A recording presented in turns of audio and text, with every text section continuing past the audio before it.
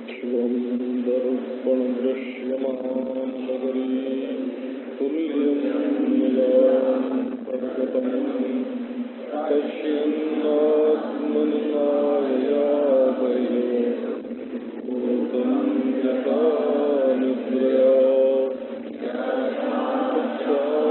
कुरुते प्रबोधसमये स्वात्मानमेवाद्वयम्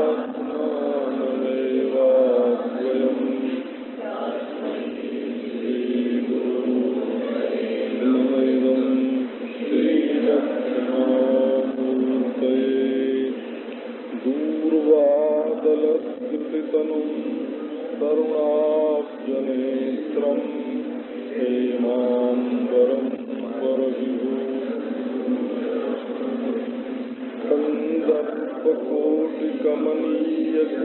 कन्दर्पकोटिकमनीयकिशोरमूर्तिं पूर्तिं मनोरथभुवाम्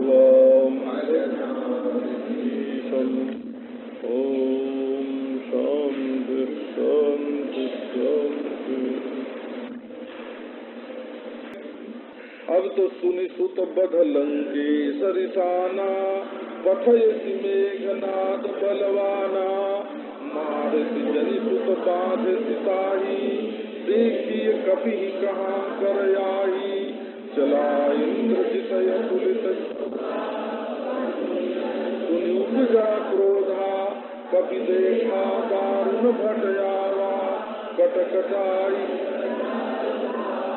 पशुपाल तरु एक उमारा दुरथ कीन लंकेश कुमारा रहे महाभटता के संगा गही गही कपि मर गई निज अंगा तिनहि निपाति ताहि सन बाजा फिरे मुठिका मारि टमाटर जाई ताहि एक क्षण मूर्छा आई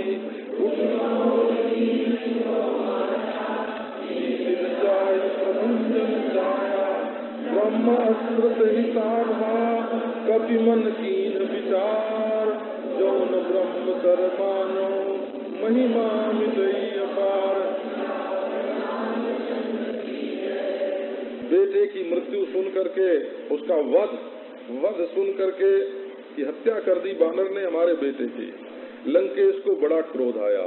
अब उसने बलवान मेघनाद को भेजा। ये मेघनाद जो है उसको कहते हैं कि मोह दशकंध तद्भ्रात अहंकार और पाकजित काम पाकारी जित काम पाकारी इंद्र को जीतने वाला जो इंद्रजित है मेघनाद है ये काम रूप है। सो काम रूप असुर को भेजा। बड़ा बलवान महाराज काम का बल जो है वो प्रसिद्ध है। ये तो ब्रह्मा को भी मोह ले है ना, ये तो शंकर को भी मोह ले ऐसा प्रबल है। और ये हनुमान जी तो शंकर रूप है आप जानते हैं क्योंकि ये सुंदर कांड जो है ये कांची घाट है। कांची घाट तो चार ही हैं, धर्म घाट उपासना घाट और शरणागति घाट और ज्ञान घाट। घाट तो चार हैं, उनमें 7 सीढ़ी है। उनमें ये कांची रूप सीढ़ी है। तो कांची में एक और शंकर जी और एक और भगवान नारायण, दो, एक शिव कांची विष्णु कांची, 2 कांची होती है। तो ये हनुमान जी का जो चरित्र है ये शिव कांची का चरित्र है और जो रामचंद्र का चरित्र है सुंदरकांड में वो विष्णु कांची का चरित्र है। तो ये कांची रूप बड़ा सुंदर है। अब तो ये जो स्वयं शंकर रूप है ये तो काम को भी जीतने वाले हैं। सो एक बार काम के वश में शंकर जी एक बार हुए जब विष्णु के सामने आए, विष्णु के सामने मोहिनी के सामने आए। अब मेघनाद आया सो रावण ने कहा कि देखो बेटा उसको मारना मत, उसको बांध करके ले आना, हम देखेंगे ये कभी कहाँ से आया है। क्या देवताओं ने कोई जालसाजी करके ये बानर भेजा है कि रामचंद्र का दूत है कि और कोई है, उसका पता लगना चाहिए, इसलिए बांध करके ले आना। अब तो इंद्रजीत जो है वो अतुलित योद्धा है और भाई के मरने से उसको बड़ा भारी क्रोध भी आया। अब हनुमान जी ने पहचान लिया कि ये साधारण भट्ट सुभट नहीं है ये, ये कौन है? का ये दारुण भट्ट है। ये दारुण भट्ट आ गया, अब कटकटाए करके गरजे और दौड़े, धावा बोल दिया उसके ऊपर। एक बड़ा विशाल वृक्ष उखाड़ करके और उस लंकेश कुमार को विरथ कर दिया, उसका रथ ही पहले तोड़ दिया। अब उसके साथ महाभट्ट थे, वो स्वयं दारुण भट्ट था और उसके साथ महाभट्ट थे।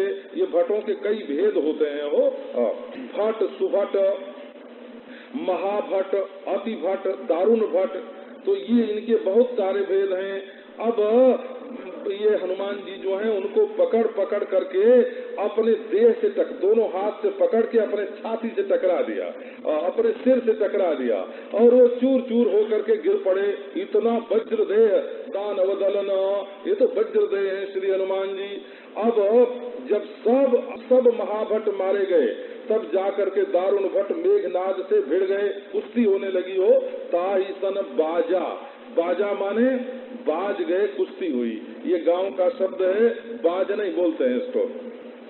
मानो दो हाथी आपस में भिड़ गए हों। अब हनुमान जी ने एक घूंसा कस के उसको मारा और छलांग भर के पेड़ पर चढ़ गए। एक क्षण के लिए इंद्रजित को, मेघनाद को मूर्छा आ गई। अब फिर वो उठा तो माया करने लगा, लेकिन मायापति सेवक सन माया, मायापति के जो सेवक हैं उनके ऊपर माया चलती नहीं। तो अब ये प्रभंजन पुत्र जो हैं, वैराग्य रूप श्री हनुमान जी छल कपट से बस में नहीं होते। अब उसने देखो ब्रह्मास्त्र का प्रयोग किया।